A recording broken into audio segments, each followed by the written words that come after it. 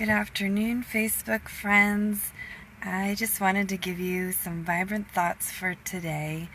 I've been pondering Good Friday that we just celebrated yesterday. A friend of mine on Facebook posted some pictures of Golgotha, or the place of the skull, and it's a potential site of where, in the Holy Land in Israel, where Jesus was crucified for us. And it was interesting because immediately after I saw the photo, I just burst out crying. And as I thought about it, I realized it was because it created this realness for me of this was a real place. Jesus was a real and is a real person, and he died a very real death for me. And what that means for me is so much hope. And I went to our Good Friday service at my church, the house church in Egan, last night. And it was such an amazing experience, and I just wanted to share a few thoughts from that for you. When Jesus sees our sin, he doesn't run away from it. He's not ashamed of it.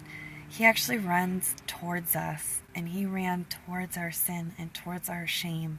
So if you ever feel like you've done something wrong and you should run away from God, it's actually the opposite. You need to run straight towards God. I picture it like a little child that fell in a mud puddle and is running towards their parent. The parent doesn't run away like, mud.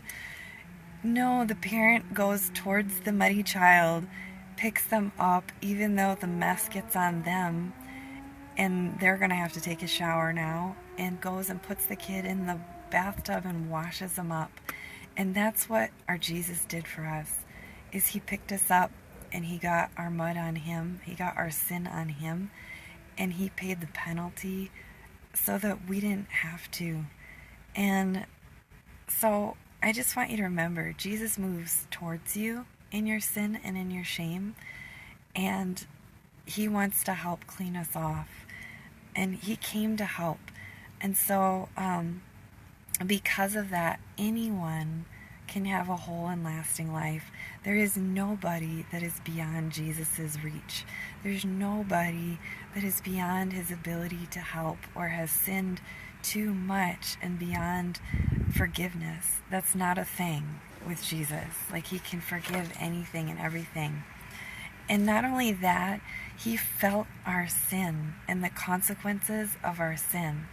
He literally, all sin that was ever committed, past, present, or future, in that moment was supernaturally put on him on the cross.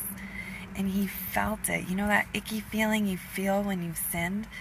He felt that. And he had never felt that in his entire life because he had never sinned. And he had never felt separation from God. And he felt every single sin that has ever been committed or will be committed on our planet. Like, I can't even fathom that. And he took the consequences of death for us and hell. And he felt all of that for me so that I don't have to. The cross, this is some of the things that were written at church last night. The cross is the fulfillment of a promise that was made in the Garden of Eden. The cross was only a surprise to us. It wasn't a surprise to God. He knew this was going to be necessary, and he did it anyway because he wanted relationship with you. And God always fulfills his promises. And from the Garden of Eden forward, he knew the cross was going to be necessary, and he fulfilled that promise. Even though it took thousands of years, he fulfilled that promise. And so you can know that whatever promises you have from God, they're going to be fulfilled. And because of Jesus dying on the cross and defeating death for us, there's hope for you and there's hope for me. That we don't always have to live in shame and under the consequences of sin. We can actually give that to Jesus and ask him to take that for us. And he takes it off of us, and he gives us our proper identity as a daughter of the one true King, as a son of the Most High God.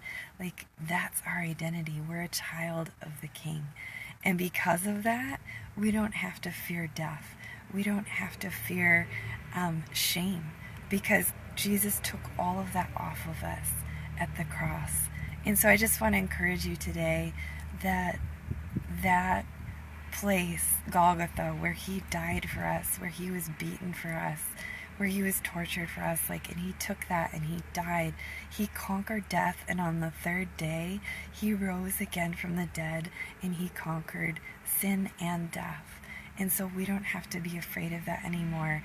And if you're struggling to find hope in this world, if you don't know how to believe that, or you need help walking through that to give your life to Christ, I would absolutely love to do that with you today. Give me a call, contact me through vibrantlifeconsulting.com.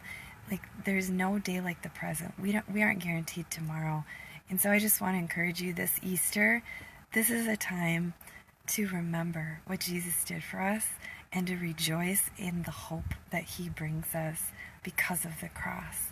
So blessings on your Easter. I pray that you have a wonderful, vibrant weekend. I'll talk to you later.